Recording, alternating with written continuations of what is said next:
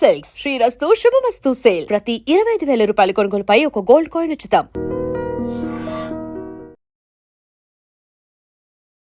Hi నమస్తే, welcome to I dream. నేను మీ anchor Pratyusha. ప్రతి ఒక్కరు ఏదో ఒక రకమైన హెల్త్ ప్రాబ్లంతో బాధపడుతూ ఉంటారు.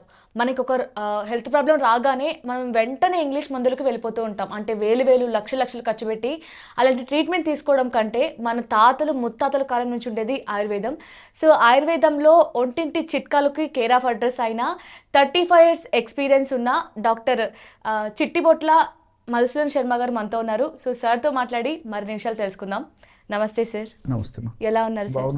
మీరు ఎలా ఉన్నారు? చాలా బాగున్నాను సార్. సార్, ఈ మధ్య కాలంలో చాలామంది కామెంట్ చేస్తున్నారు ఏంటంటే పక్షవాతం గురించి అడగండి సార్ని అని. సో దాని గురించే మాట్లాడదాం సార్.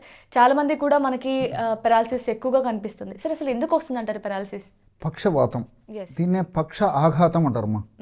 వేలాది సంవత్సరాల క్రితమే మన మహర్షులు వారి ఆయుర్వేద వైద్య గ్రంథాల్లో పక్షాఘాతం అనేటువంటి పేరుతో ఈ యొక్క వ్యాధిని గురించి ప్రస్తావించి చక్కటి చికిత్సా విధానాన్ని గురించి కూడా తెలియజేయడం జరిగిందమ్మా. పక్ష ఆఘాతం, పక్షం అంటే హాఫ్ ఆఫ్ ద బాడీ, ఆఘాతం అంటే డ్యామేజ్ కావడం. సో మెదడులో వివిధ రకాలైన కారణాల రీత్యా డ్యామేజ్ కావడం చేత ఆ యొక్క ప్రభావము బాడీలో సగభాగం ఇబ్బంది పడేటువంటి పరిస్థితి ఏదైతే ఉందో దాన్ని పక్ష ఆఘాతం అంటారమ్మా. దీన్నే పెరాలసిస్, హెమిప్లీజియా ఇలాంటి రకరకాల పేర్లతో పిలుస్తుంటారమ్మా. ఈ పక్షవాతము లేదా పక్షాఘాతము లేదా హెమిప్లీజియా లేదా పెరాలసిస్ అనేటువంటి వ్యాధి వచ్చేదానికి ప్రధానంగా 2 రకాలైన కారణాలు. మెదడులో రక్తనాళాలో రక్తం గడ్డగట్టడం ప్రధానమైన కారణమ్మా. అంటే 100 మంది పక్షవాతం పేషెంట్స్ని గమనించినట్లయితే దాదాపు 80 మంది లేదా 90 మంది వరకు కూడా మెదడులో రక్తనాళాలో రక్తం గడ్డగట్టడం వల్ల పెరాలసిస్ వస్తూ ఉంటుంది. రెండవది రక్తనాళాలు చిట్టడం. ఈ రక్తనాళాలు చిట్టడం అనేటువంటి పరిస్థితి తక్కువ శాతం మందిలో ఉంటుందమ్మా. ఈ 2 కారణాల్లో ఏ కారణం వల్ల అయినా పక్షవాతం రావచ్చు. సో ఈ పక్షవాతం వచ్చినప్పుడు సర్వసాధారణంగా కొంతమందికి ముందస్తు ప్రాయంగా కొన్ని లక్షణాలు కనిపిస్తాయమ్మా. కొంతమందికే, అందరికి కనిపించాలని లేదనమాట. కనిపించవమ్మా. కొంతమందికి మాత్రము అంటే కొంచెం ఒక భాగము చచ్చుగా ఉండడము, తర్వాత స్పర్శ తగినట్టు ఉండడము, తర్వాత మిగతా వైపు భాగంతో పోలిస్తే మరొక భాగంలో ఆ చైతన్యం సరిగ్గా లేకున్నట్టు ఉండడము, తర్వాత మాట తడబడుతూ ఉండడము, కొన్నిసార్లు అలా తడబడుతూ ఉంటుంది, మళ్ళీ మామూలు అయిపోతుంది. ఒక్కొక్కసారి కొద్దిగా తలనొప్పి వస్తూ ఉండడము. ఈ విధంగా కొన్ని రోజుల పాటు ఇలాంటి లక్షణాలు కనిపించిన తర్వాత పక్షవాతం వచ్చేటువంటి పరిస్థితి కొంతమంది ఉండేట్లయితే కొంతమందికి ఉన్నటువంటి సడన్గా వచ్చేస్తుందమ్మా. సరే, ఎందుకు అంటారు కొంతమందిలో లక్షణాలు కనిపించడానికి, కొంతమంది కనిపించడానికి అసలు ఏంటి? అదేమ్మా, వాళ్ళు చేసేటువంటి పొరపాట్లు, ఆహార విహారాల్లో చేసేటువంటి పొరపాట్లు, అదేవిధంగా ఈ షుగరు, బీపీ ఇలాంటి కారణాలు, తర్వాత ఈ వెయిట్, ఇలాంటివి అనేక రకాల కారణాలు. వీళ్ళు నియమితంగా ఆహారం తీసుకోకపోవడము, తర్వాత మానసిక ఒత్తిళ్లు, ఇలాంటి వివిధ రకాలైన కారణాల రీత్యా మెదడులో ఇలాంటి మార్పులు జరుగుతుంటాయమ్మా. దీనివల్ల లక్షణాలు అయితే ఈ పద్ధతిలో వస్తుంటాయమ్మా. కాబట్టి కొంతమందికి ఏంటంటే రాత్రి వరకు బాగానే ఉంటుందమ్మా, ఉదయం లేచేసరికి సడన్గా ఈ కాలు చెయ్యి కుడి భాగం కానీ ఎడమ భాగం కానీ మొత్తం చచ్చుబారిపోయేసి చైతన్య రహితం అయిపోతాయమ్మా. మాట కూడా తడబడిపోయేటువంటి పరిస్థితి ఏర్పడుతుంది. ఆ విధంగా కొంతమందిలో ఉంటుందమ్మా. కాబట్టి ఈ విధంగా కొంతమందిలో మొదట్లో సూచనప్రాయంగా లక్షణాలు కనిపించేటువంటి పరిస్థితి ఏదైతే ఉందో దీన్ని ట్రాన్సియంట్ ఇస్కీమిక్ అటాక్స్ అంటారమ్మా. Transient ischemic attacks. సో అది కొంతమందిలో కనిపిస్తుంది కాబట్టి వ్యాధి నిర్ధారణ కొంతవరకు ఊహించడానికి అవుతుంది, కానీ మరికొంతమందిలో సడన్గా ఈ పరిస్థితి వస్తుంది. కాబట్టి మరి ఇంకా వచ్చినప్పుడు వెంటనే చికిత్స తీసుకోవడం మంచిది. సర్వసాధారణంగా బీపీ ఎక్కువ ఉన్నటువంటి వాళ్ళలో, షుగర్ ఎక్కువ ఉన్నటువంటి వాళ్ళలో, వెయిట్ ఎక్కువ ఉన్నటువంటి వాళ్ళలో, మానసిక ఒత్తిడి ఎక్కువగా ఉన్నటువంటి వాళ్ళలో, వీళ్ళలోనే ఎక్కువ శాతం మందిలో వచ్చేటువంటి పరిస్థితి ఏర్పడుతుంటుందమ్మా. ఓకే సరే, ఈ పక్షవాతంని తగ్గించుకోవడం కోసం ఇటు ఇంగ్లీష్ మందులు కాకుండా, ఇట్లా కాస్ట్లీ మెడిసిన్ కాకుండా మీరేమైనా ఇంట్లోనే చేసుకునే చిట్కాలు ఏమైనా చెప్తారా? ఉన్నాయమ్మా. వైద్యులు సూచించిన మేరకు ఔషధాలు వాడుకుంటూ ఇప్పుడు మనం చెప్పుకోబోయేటువంటి ఈ యొక్క ఫార్ములాను వాడుకోవడం వల్ల సైడ్ ఎఫెక్ట్స్ ఉండవు, అన్ని సైడ్ బెనిఫిట్స్ ఉంటాయి. రెండవది ఏంటంటే చాలా త్వరగా రికవర్ వచ్చేస్తుందమ్మా. మూడవ పాయింట్ ఏంటంటే మరలా తరచుగా ఈ సమస్య పునరావృతం కాకుండా కూడా ఇప్పుడు మనం చెప్పుకోబోయేటువంటి ఆహార ఔషధాలు సదా దేహంలో వాటి యొక్క ప్రభావం చూపిస్తూ సదా కాపాడుతుంటాయమ్మా. అంటే తగ్గించుకోవడమే కాకుండా మళ్ళీ రాకుండా కూడా చేస్తారు. అంతే కదమ్మా. తగ్గిపోవడంతోనే కాదు కదమ్మా, మళ్ళీ రాకుండా ఇంపార్టెంట్. మళ్ళీ వచ్చిందనుకో డ్యామేజ్ శాతం మరీ పెరిగిపోతుంది.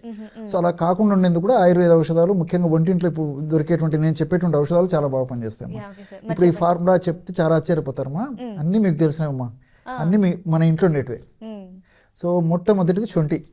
ఓకే. అల్లాన్ని ఎండబెట్టి తయారు చేసినటువంటి ఇది ఏదైతే ఉందో దాన్ని శొంఠి అంటారు. శొంఠి సర్వసాధారణంగా ఇళ్లలో ఉంటుంది. శొంఠి పొడి కూడా మనకు మార్కెట్లో దొరుకుతుందమ్మా. శొంఠి కొమ్ములు కూడా మార్కెట్లో దొరుకుతాయి. శొంఠి పొడి ఒక 20 grams తీసుకోవాలమ్మా. ఓకే. రెండవది ఆవాలు. ఆ. చాలా ఆశ్చర్యపోతారమ్మా, చెప్తున్నాను కదమ్మా. అసలు ఈ సొంటి ఆవాలతో మనకి పక్షం తగ్గుతుంది. అవునమ్మా, చెప్తానమ్మా. అది కూడా ఆవాలు జస్ట్ కాస్త కొద్దిగా వేయించాలమ్మా, మరి ఎక్కువ వేయించకూడమ్మా. వేయించేసేసి పొడి చేసేసి ఒక 20 grams ఆవాల పొడి తీసుకోవాలి. శొంఠి పొడి 50 grams, ఆవాల పొడి శొంఠి పొడి 20 grams, ఆవాల పొడి 20 grams. అదేవిధంగా మిరియాలమ్మా, మిరియాలను కాస్త వేయించేసేసి పౌడర్ లాగా తయారు చేసుకొని ఆ యొక్క చూర్ణాన్ని ఒక 20 grams తీసుకోవాలి. సో ఈ మూడు ఒక్కొక్కటి 20 grams చొప్పున తీసుకునేసరికి మొత్తం 60 grams ఔషధం రెడీ అయిపోతుందమ్మా. ఇది నేను క్యాలిక్యులేషన్ వేసి కూడా చెప్తానమ్మా. ఇది 1 month వాడుకోవాలి. ఉదయం 1 గ్రాము, రాత్రి 1 గ్రాము. సార్ మొత్తం కూడా 20 grams అంటే మొత్తం 60 grams వస్తుంది. సో 60 grams అంటే రోజు 2 grams వాడుకున్నట్లయితే ఎన్నాళ్ళు వస్తుంది ఎగ్జాక్ట్లీ అమ్మా? మీకు తెలుసు కదమ్మా, 30 days వస్తుంది. 30 days అయిన తర్వాత మళ్ళీ ఫ్రెష్గా తయారు చేసుకొని వాడుకోవాలమ్మా. ఈ విధంగా అవసరాన్ని బట్టి కొన్నాళ్ళ పాటు రెగ్యులర్గా వాడుకోవడం వల్ల ఫలితాలు చాలా అద్భుతంగా ఉంటాయమ్మా. సో నేను చెప్పినటువంటి పద్ధతిని తయారు చేసుకోవాలి. ఈ విధంగా తయారు చేసుకుని అన్నీ కలిపేసేసి రోజు ఉదయం ఆహారానికి ఒక 10-15 నిమిషాల ముందు, రాత్రి ఆహారానికి ఒక 10-15 నిమిషాల ముందమ్మా. తినే ముందు వేసుకోవాలి. జస్ట్ 1 గ్రామ్ పౌడర్ తీసుకొని చిన్న ప్లేట్ కానీ లేదా తమలపాకులో కానీ వేసేసుకొని కాస్త తేనె కలిపేసేసి రంగరించేసి చప్పరించేసి మింగేసేయాలి. లేకపోతే దీన్ని ఒక 50 ml పాలల్లో కలిపి తీసుకోవచ్చుమా, లేకపోతే వాటర్లో కలిపి తీసుకోవచ్చు. మనసు ఉంటే మార్గం ఉందమ్మా. సో డైరెక్ట్ గా తీసుకోవచ్చు, లేదంటే మిల్క్ లో ఆరల్స్ వాటర్ లో ఎలాగైనా తీసుకోవచ్చు. ఇప్పుడు ఫర్ ఎగ్జాంపుల్ షుగర్ వ్యాధిగ్రస్తులు తేనె వాడకూడదు అంటారు, ప్రాబ్లం అయిపోతుంది. కాబట్టి ఎవరికి ఎలా వీలై ఎలా అనుకూలంగా ఉంటే అలా వాడుకోవచ్చమ్మా. ఏదో ఒక పద్ధతిలో ఈ యొక్క ఔషధాన్ని ఈ యొక్క పద్ధతిలో వాడుకోవాలి. మరి ఇవే కాకుండా మనకి మార్కెట్ లో ఏమైనా ఆయిల్స్ అలా ఏమైనా ఉంటాయి అంటే రాసుకోవడానికి? చెప్తానమ్మా, మార్కెట్లో దొరికేటువంటి ఔషధాలు కూడా చెప్తానమ్మా. దీని గురించి చాలా ఆశ్చర్యపోతారు. కాబట్టి ఈ రోజుల్లో ఏంది భాష అంటే ఎక్కడ పనిచేస్తుంది, మరి ఆవాలు ఎక్కడ పనిచేస్తాయి, మిరియాలు అంటారమ్మా. శాస్త్రీయంగా చెప్పిన తర్వాత మీరు అడిగినట్లే మార్కెట్లో దొరికేటువంటి ఆయిల్స్ కూడా చెప్తానమ్మా. ఎందుకంటే ఈ రోజుల్లో ఏమంటే భౌతిక ప్రపంచం కదమ్మా, చిన్న చిన్న వాటి మీద లక్ష్యం తక్కువ, ఎక్కడ పనిచేస్తాయి అనుకుంటారు. నార్మల్ గా అసలు ఆవాల వల్ల ఎంత బెనిఫిట్ ఉంటుందని నాకు కూడా తెలియదు. మా చాలా మందికి ఐడియా ఉండదమ్మా. శొంఠిలో షాగోలు, జింజరాలు అనేటువంటి రసాయన పదార్థాలు ఉంటాయమ్మా. అదేవిధంగా కుర్కుమిన్ అనేటువంటి రసాయన పదార్థము, తర్వాత శాలిసైలిక్ యాసిడ్, ఇలాంటివి అనేక రకాల రసాయన పదార్థాలు అన్నమా. ఇవన్నీ కూడా ప్రత్యక్షంగా పరోక్షంగా ఇన్ఫ్లమేషన్ తగ్గించేందుకు ఉపయోగపడతాయి. మెదడులో వివిధ రకాలైన కారణాల రీత్యా రక్తనాళాల్లో మార్పు జరిగిందంటే ఇన్ఫ్లమేషన్ అనేటువంటి ప్రక్రియ జరుగుతుంటుందమ్మా. ఇన్ఫ్లమేషన్ అనేటువంటి ప్రక్రియను తగ్గించేందుకు, ఇన్ఫ్లమేషన్ ప్రక్రియలో తయారైనటువంటి హానికారకమైన రసాయన పదార్థాల యొక్క శక్తిని తగ్గించేందుకు, ఆ పదార్థాల యొక్క ఉత్పత్తిని తగ్గించేందుకు శొంఠిలో ఉన్నటువంటి నేను చెప్పినటువంటి జింజరాలు, షాగోలు, శాలిసైలిక్ యాసిడ్, కుర్కుమిన్ ఇవన్నీ ప్రత్యక్షంగా పరోక్షంగా ఉపయోగపడతాయమ్మా. రక్త సరఫరా బాగా చేసేటువంటి శక్తి శొంఠికి ఉంది. అంతేకాకుండా ఈ రక్తనాళాల్లో అవరోధాన్ని తొలగించడానికి, అంటే కొవ్వు పదార్థాల వల్ల అవరోధం ఉండవచ్చు, ఫ్యాట్ వల్ల అవరోధం ఉండవచ్చు, ప్లేట్లెట్స్ వల్ల అవరోధం ఉండవచ్చు. అవరోధాన్ని తొలగించేందుకు కూడా శొంఠి పనిచేస్తుందమ్మా. సో ఈ విధంగా చెప్తే చాలా మందికి నిజంగా క్లారిటీ వస్తుంది, ఆశ్చర్యం వేస్తుందమ్మా. అదేవిధంగా రెండవ పదార్థంగా ఆవాలమ్మా. సో ఆవాలలో ఐసోర్ హార్మినిటిన్ అని చెప్పేసి ఒక రసాయన పదార్థం ఉందమ్మా. ఈ ఐసోర్ హార్మినిటిన్ అనేటువంటి రసాయన పదార్థం కూడా ఏంటంటే రక్తనాళాలను వ్యాకోచపరుస్తుంది. అంటే రక్తనాళాలు సంకోచ వ్యాకోచం బాగా జరిగినప్పుడు రక్త సరఫరా ఆయా భాగాలకు, ఆయా కణాలకు బాగా జరుగుతుంటుందమ్మా.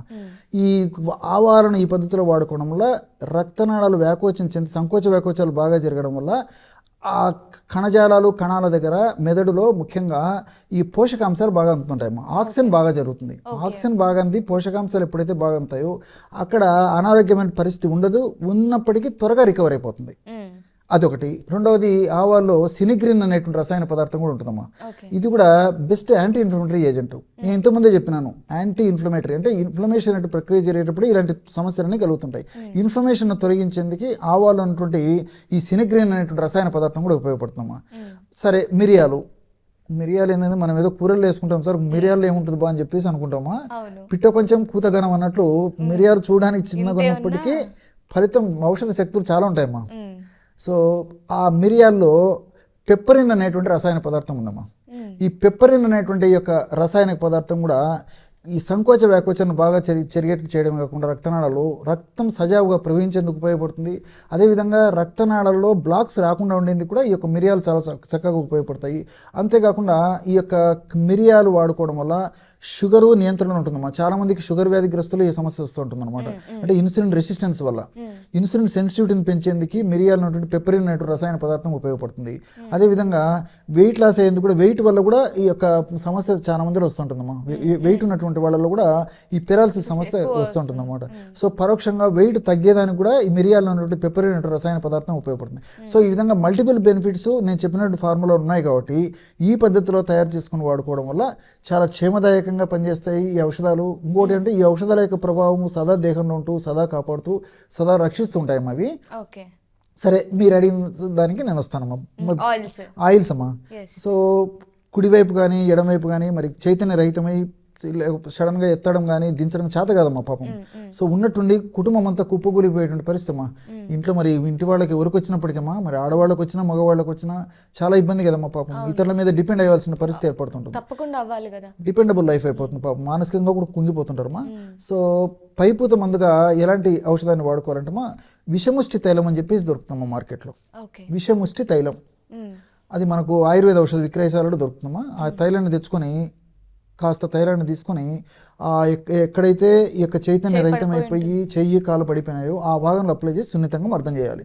కాస్త వేడి చేసి గోరువెచ్చగా చేసేసి ఒక 5-10 నిమిషాల సేపు మర్దన చేసేసి 1 గంట సేపు అలాగ ఉన్న తర్వాత స్నానం చేస్తుంటే సరిపోతుందమ్మా. ఈ విధంగా రెగ్యులర్గా చేయడం వల్ల మరింత త్వరగా, మరింత సమర్థవంతంగా, మరింత శీఘ్రంగా ఆ సమస్య నుంచి బయటపడేందుకు అవకాశం ఏర్పడుతుందమ్మా. ఓకే, అంటే ఇప్పుడు మీరు చెప్పిన హోమ్ రెమెడీ కావచ్చు, ఈ ఆయిల్స్ యూజ్ చేయడం వల్ల కావచ్చు, మళ్ళీ రాకుండా మనం కాపాడుకోవచ్చు. కాపాడుకోవచ్చు. నైస్ సార్, చాలా చక్కగా చెప్పారు. Thank you so much. Okay.